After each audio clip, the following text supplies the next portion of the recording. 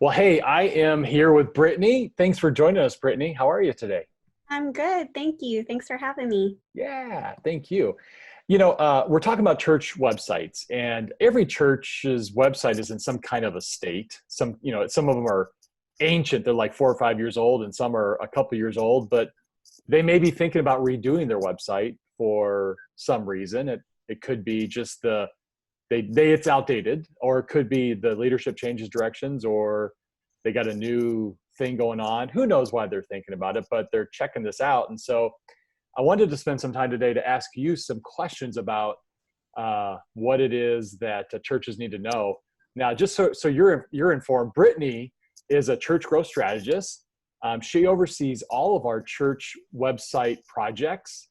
She's been doing this for a while. She's gifted, she's talented, and so she is your expert when it comes to building a church website. And so, again, thanks for jumping on. Um, Thank you.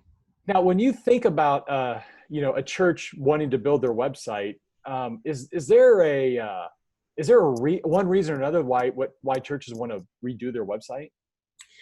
Yeah, I mean, there's actually a lot of different reasons that a church could be ready for a new website. And most of them actually don't even have to do with what a church website looks like, but it definitely can. And so really a good rule of thumb is that whenever your church website doesn't really reflect where your church is or who your church is at that time, it's probably a good time to think about Mm, redoing the site. So, of course, that can mean things like if there's a branding change, if your colors are different, fonts, anything about the look and feel. If it doesn't reflect where your church is now, that's a great time to redo your website. But in most cases, churches come to us because they're having a problem with either the functionality or the ease of use of their website or the performance. And so that is, a lot of different reasons other than just what it looks like. So mm. um, probably the most common scenario for us is when a church is ready to move to a different content management system or they've outgrown the one that they're in. Mm. Yeah, that I see that all the time. Now, speaking of content management systems, is there one that you prefer over another? Absolutely. In my personal opinion, I think that WordPress is actually the best choice for most churches. Now, of course, there can be arguments for something a little more robust, like Rock, Yeah. but it's sort of in a very particular case that you would want to do something like that. WordPress for a lot of different reasons is just such a great choice because it's extremely customizable, it's extremely flexible. Um, it's really easy to use for people who are non-developers. If you're just generally computer savvy, it's probably going to be pretty easy for you to learn how to do at least the most important things that you're going to need to do on a regular Yeah. basis in the back end of a WordPress website.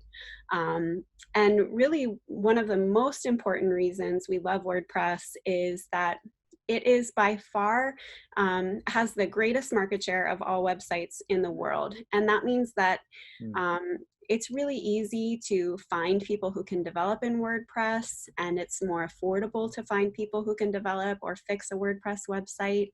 And additionally, there are tens of thousands of plugins for WordPress that can really give your website the functionality, just about any functionality you can possibly imagine, oftentimes for free or even as little as $50 to $100 for a Yeah. plugin, where if a church had to have somebody custom code that functionality into their website, it would be tens of thousands of dollars, if not more.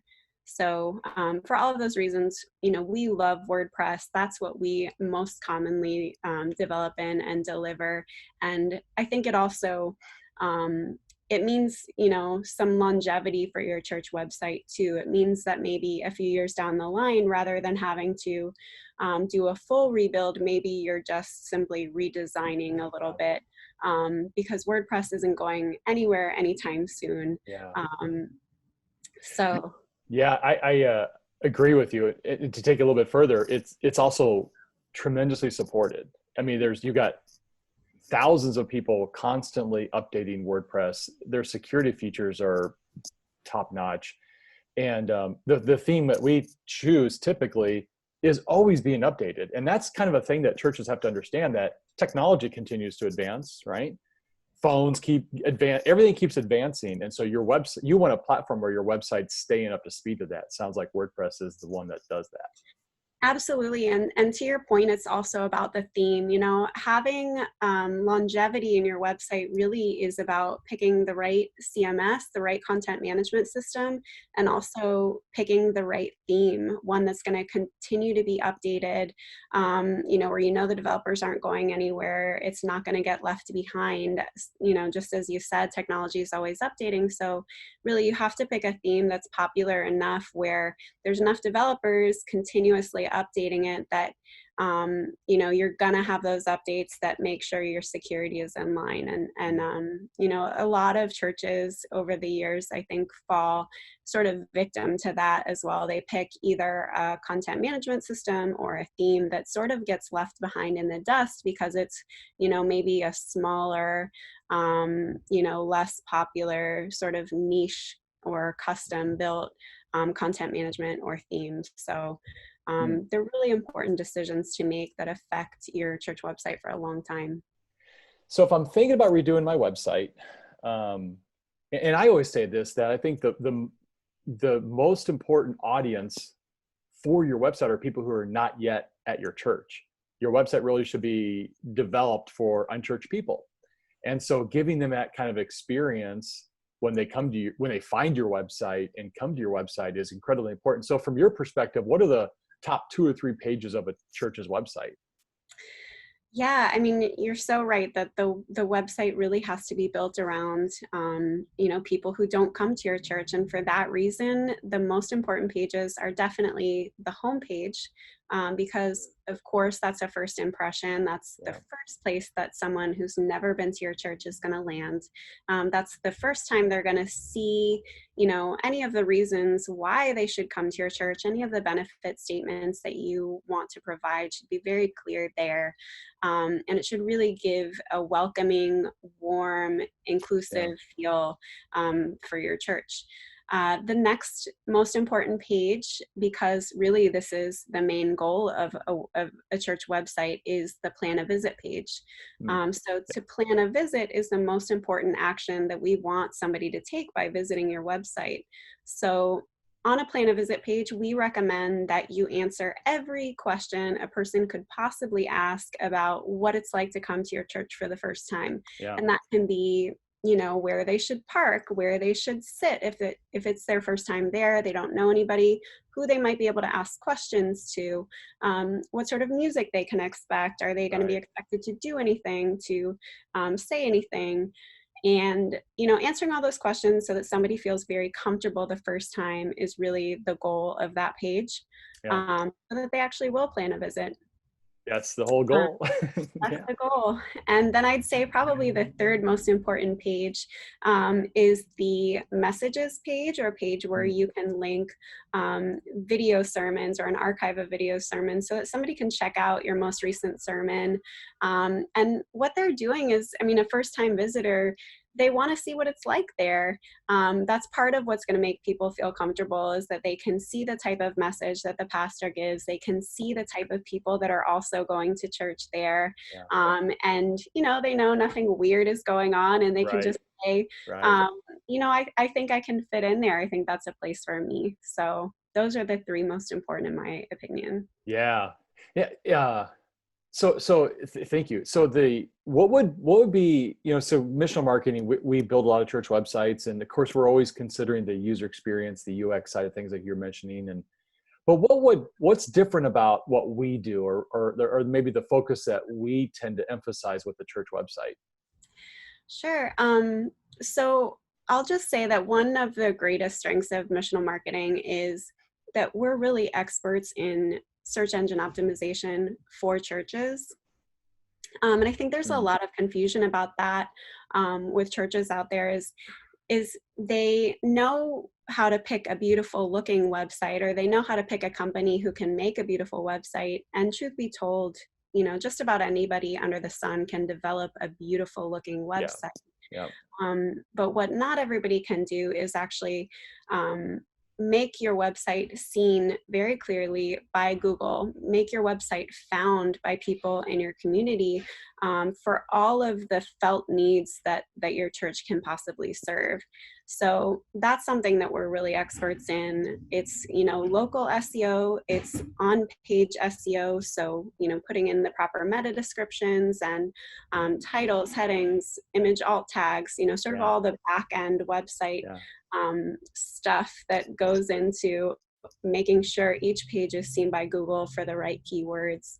And, so deciding on who should build your website or how your website should be built, you should be thinking about that as even maybe a greater part than just what it looks like. So that's Mm. one of the greatest strengths in our website builds, is that we understand all of that, and that how it works together actually in design as well, how design and development work together along with search engine optimization. Yeah. Yeah. Working with hundreds of churches, we get an idea of what they're trying to achieve. So I think you add all that together, plus some other strategies that go a little bit deeper in with the church partners that we have, really makes for a powerful website. So, Brittany, what are the things that we don't know that if I'm thinking about rebuilding my website, and maybe this is my first experience doing this at my church, somebody else built the website, now I've taken over. What is it I don't know or don't even know to ask that you would share?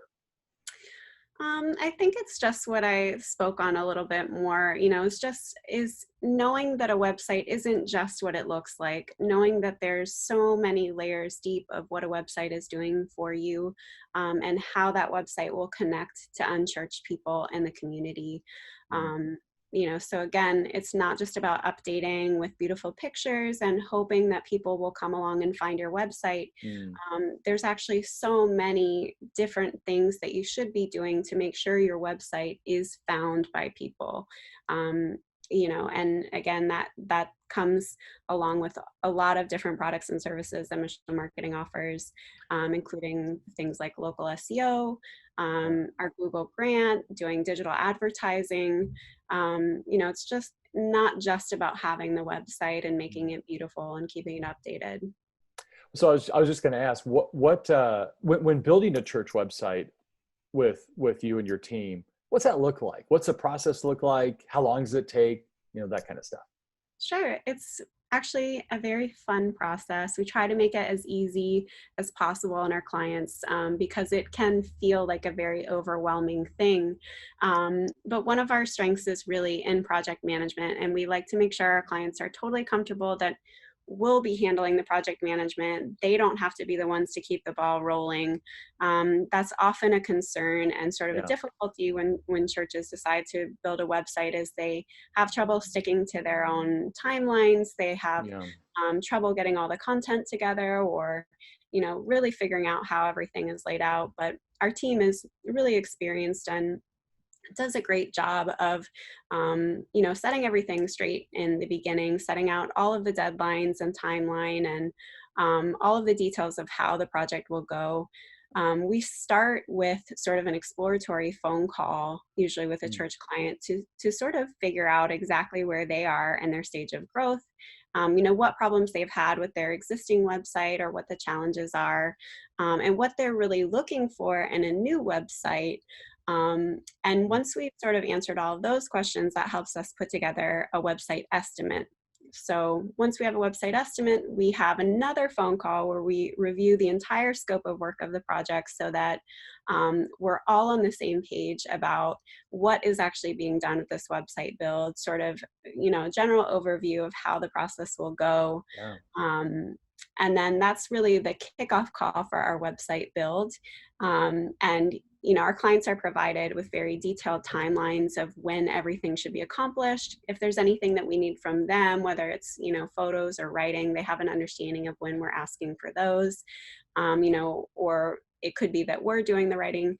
Right. Website builds look very different in all different cases, but, again, the process for us is actually um, where we shine. We really make sure that everybody understands how things will go, and we want it to go smoothly, and we want to be done on time and on budget. Yeah. Yep. Well, there you go. If you're interested in learning, talk with Brittany, because she can go into some details to learn what it is that you're after, and make sure that even if you don't choose us, you can learn about how to best build your website.